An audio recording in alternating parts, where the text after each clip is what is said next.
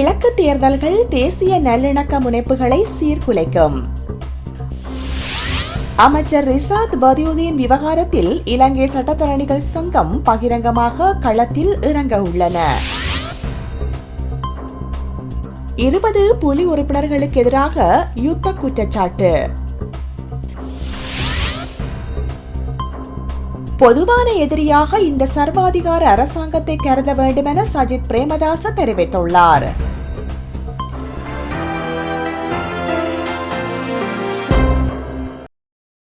தொடர்வது விரிவான செய்திகள்.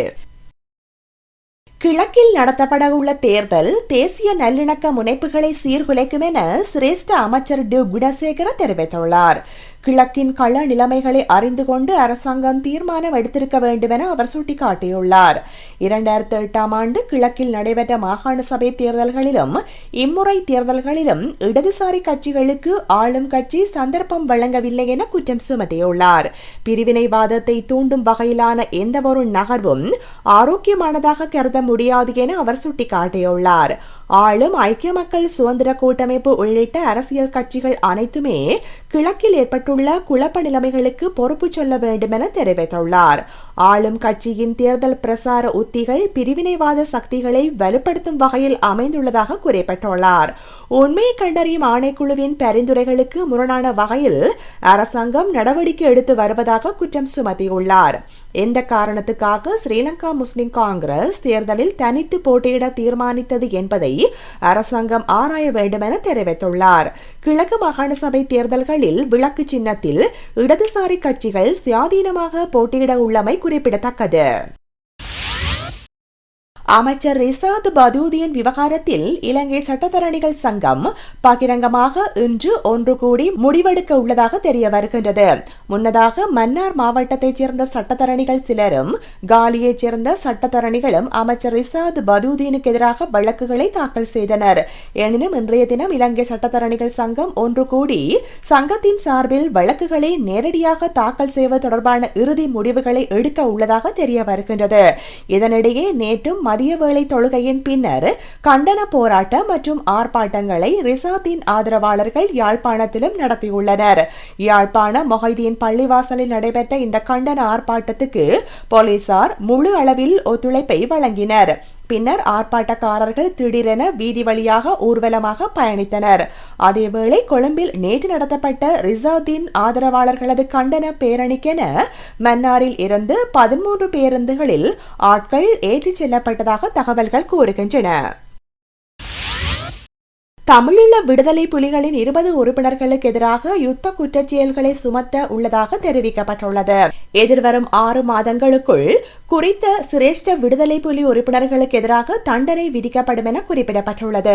கைது செய்யப்பட்டு தடுத்து வைக்கப்பட்டுள்ள இந்த விடுதலை புலி உறுப்பினர்கள் பாரிய அளவில் குற்றச்செயல்களில் ஈடுபட்டதாக தெரிவிக்கப்பட்டுள்ளது. சட்டம் அதிபர் திணைக்களம் குறித்த புலி உறுப்பினர்களுக்கு எதிராக நீதிமன்றில் குற்றப்பத்திரிகை தாக்கல் செய்ய உள்ளது.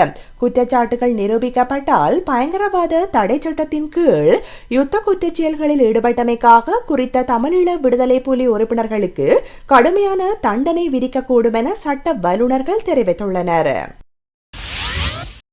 வலிகாமம் வடக்கு பாதுகாப்பு வலயத்தில் மீள குடியமர அனுமதிக்கப்படாத மக்கள் தமக்கு நீதி வேண்டி மீண்டும் நீதிமன்றை நாட முடிவு செய்துள்ளனர். நேற்றைய தினம் வலிகாமம் வடக்கு பிரதேச சபை கட்டடத்தில் நடைபெற்ற கூட்டம் ஒன்றிலேயே அவர்கள் ஒன்று கூடி நியாயம் கோரி நீதிமன்றை நாட உள்ளதாக தீர்மானித்துள்ளனர்.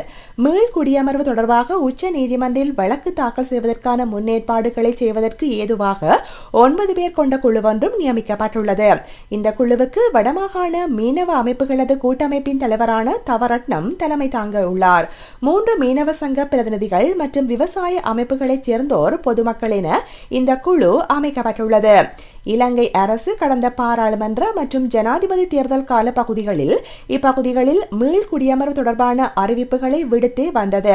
எனினும் மயிலிட்டி உட்பட பெரும் பகுதிகளில் மீள் குடியமர்வு பற்றி தற்போது வாயை திறக்க அரசு மறுக்கிறது. இந்நிலையில் மீள்குடியமர்வு குறித்து நம்பிக்கை இழந்துள்ள மயிலிட்டி உள்ளிட்ட ஆக்கிரமிக்கப்பட்ட பகுதிகளில் உள்ள மக்களே மீள்குடியமர்வு குறித்து நீதிமன்றை நாட முற்பட்டுள்ளனர். முன்னதாக மயிலிட்டி வாசியான KP எனப்படும் குமரன் பத்மநாதன் மற்றும் அமைச்சர் டக்ளஸ் தேவானந்தா போன்றோர் இந்த நிலத்தை விடுவித்து தருவதாக கூறிய போதும் தற்போது அவர்களும் கைவிட்ட நிலையிலேயே அப்பகுதி மக்கள் மீண்டும் நீதிமன்றை நாட முற்பட்டுள்ளனர். ஏற்கனவே கூட்டமைப்பின் நாடாளுமன்ற அங்கத்தவரும் மாவட்டபுரம் வாசியுமான மாவை சேனாதிராசா தலைமையில் வழக்கொன்று தாக்கல் செய்யப்பட்டு அது கிடப்பில் உள்ளமை குறிப்பிடத்தக்கது. பொதுவான எதிரியாக இந்த சர்வாதிகார அரசாங்கத்தை கருத வேண்டும் என ஐக்கிய தேசிய கட்சியின் பிரதி தலைவர் சஜித் பிரேமதாச தெரிவித்துள்ளார். கட்சியின் பாராளுமன்ற உறுப்பினர்களான கரு ஜெயசூரிய, தயாசிரி ஜெயசேகர ஆகியோரை பிரதான எதிரியாக கருதி சிலர் செயற்பட்டு வருவதாக குற்றம் சுமத்தியுள்ளார். எதிர்வரும் செப்டம்பர் மாதம் நடைபெறவுள்ள மாகாண சபை தேர்தல்களில் தயாசிரி, கரு ஆகியோர் மிக முக்கியமான பங்களிப்பை வழங்குவர் என அவர் தெரிவித்துள்ளார். ஐக்கிய தேசிய கட்சி உறுப்பினர்களுக்கு எதிராக நடவடிக்கை எடுக்கும் போது அது ஆளும் கட்சியையே வலுவடைய செய்யும் என அவர் குறிப்பிட்டுள்ளார். யாரையும் உயர்த்த வேண்டுமென்ற நோக்கம் கிடையாது எனவும் கட்சியை வலுப்படுத்துவதன் மூலமே வெற்றிகளை ஈட்ட முடியும் என அவர் குறிப்பிட்டுள்ளார். உண்மையை கண்டறியும் ஆணைக்குழு அறிக்கையின் தமிழ் மற்றும் சிங்கள பிரதிகள் அடுத்த வாரமளவில் வெளியிடப்பட உள்ளதாக அரசாங்கம் தெரிவித்துள்ளது. கடந்த ஆண்டு டிசம்பர் மாதத்தில் உண்மையை கண்டறியும் ஆணைக்குழுவின் இறுதி அறிக்கை ஆங்கில மொழியில் மட்டும் உத்தியோகபூர்வமாக வெளியிடப்பட்டது. தமிழ் மற்றும் சிங்கள மொழி பிரதிகளை வெளியிடுவதில் ஏற்பட்ட கால தாமதத்துக்கு அரசாங்க அச்சக திணைக்களமே காரணம் என சுட்டிக்காட்டப்பட்டுள்ளது. உண்மையை கண்டறியும் ஆணைக்குழுவின் இறுதி அறிக்கை பரிந்துரைகளை அமல்படுத்த அரசாங்கம் ஆர்வம் காட்டி வருவதாக குறிப்பிடப்பட்டுள்ளது. அதிகளவான புகலிட கோரிக்கையாளர்களை நாடு கடத்துமாறு இலங்கை அரசாங்கம் ஆஸ்திரேலியாவிடம் கோரியுள்ளது. இலங்கை கடற்படையினரால் வரையறுக்கப்பட்ட அளவில் மட்டுமே புகலிட கோரிக்கையாளர் படகுகளை தடுக்க முடிவதாக உயர் கடற்படை அதிகாரி என் ஆட்டிகல தெரிவித்துள்ளார். இலங்கை கடற்பரப்புக்கு அப்பால் ரோந்து பணிகளில் ஈடுபடும் வல்லமை கிடையாது என அவர் சுட்டிக்காட்டியுள்ளார்.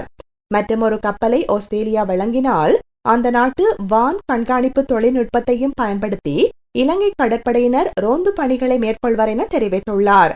இதேவேளை புகலிட கோரிக்கையாளர்களை கட்டுப்படுத்த வேண்டுமாயின் இரு நாடுகளுக்கும் இடையில் உயர்மட்ட ஒத்துழைப்பு காணப்பட வேண்டும் என கடற்படை புலனாய்வு பிரிவு பொறுப்பாளர் நிஷாந்த் உலுகுதென தெரிவித்துள்ளார். குறிப்பாக குடிவரவு, குடியகல்வு திணைக்களம், எல்லை பாதுகாப்பு, கரையோர பாதுகாப்பு பிரிவு போன்ற பல்வேறு துறைகளில் ஒத்துழைப்பு காணப்பட வேண்டியது அவசியம் என அவர் குறிப்பிட்டுள்ளார். 3/2 பெரும்பான்மை பலம் கொண்ட தற்போதைய அரசாங்கத்துக்கு 13வது அரசியலமைப்பு திருத்த சட்டத்தை ரத்து செய்ய முடியும் என தேசப்பட்டுள்ள தேசிய இயக்கத்தின் தலைவர் கலாநிதி குணதாச அமரசேகர தெரிவித்துள்ளார். 13வது அரசியலமைப்பு திருத்த சட்டத்தை அமுல்படுத்த வேண்டும் என்பதே இந்தியாவின் நிலைப்பாடு.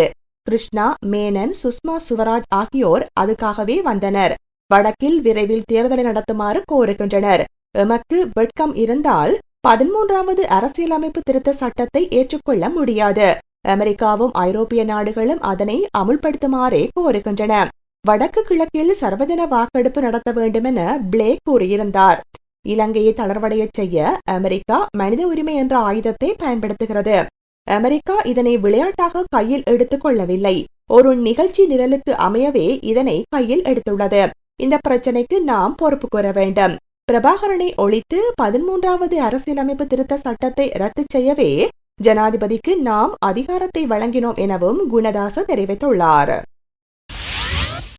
கிழக்கு மாகாண சபை தேர்தலில் போட்டியிடும் வேட்பாளரான அசாத் சாலிக்கு வழங்கப்பட்ட பாதுகாப்பு விலக்கிக் கொள்ளப்பட்டதாக தெரிவிக்கப்பட்டுள்ளது. இந்த பாதுகாப்பு ஏற்பாட்டை அரசாங்கம் திடீரென வாபஸ் பெற்றுக் கொண்டதாக அசாத் சாலி தெரிவித்துள்ளார். தனக்கு ஏதேனும் ஆபத்து ஏற்பட்டால் அதன் பொறுப்பை அரசாங்கம் ஏற்க வேண்டும் என அவர் தெரிவித்துள்ளார்.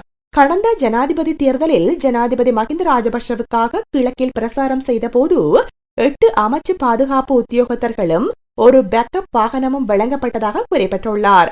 கிழக்கு மாகாண தமிழ் பேசும் மக்களுக்கு சேவையாற்ற விரும்புவதாக தெரிவித்துள்ளார். கிழக்கில் முஸ்லிம் ஒருவர் முதலமைச்சராக பதவி ஏற்பார் என்பதில் சந்தேகம் கிடையாது என அவர் குறிப்பிட்டுள்ளார். கிழக்கு மாகாணத்தில் உள்ள பௌத்த வழிபாட்டு தலங்களை அழித்து அவற்றுக்கு சொந்தமான காணிகளை பௌத்தர்கள் அல்லாத மக்கள் கொள்ளையிட்டு வருவதாக ஜாதிக ஹேள உரிமைய கட்சியின் தேசிய அமைப்பாளர் நிஷாந்த ஸ்ரீ வர்ணசிங்க தெரிவித்துள்ளார். முகுது மகாவிகாரை, தீகவாகி ஆகிய தொல்லியல் பெறுமதிமிக்க வழிபாட்டு தலங்களின் காணிகள் பௌத்தர்கள் அல்லாத மக்களின் பிடிக்குள் சென்றதாகவும் இது அடிப்படைவாத மதவாதிகளின் நடவடிக்கைகளின் கீழ் மேற்கொள்ளப்பட்டு வருவதாக கூறியுள்ளார். இத்துடன் செய்திகள் முடிவடைந்தன. செய்திகளோடு இணைந்திருந்த அனைவருக்கும் நன்றி, வணக்கம்.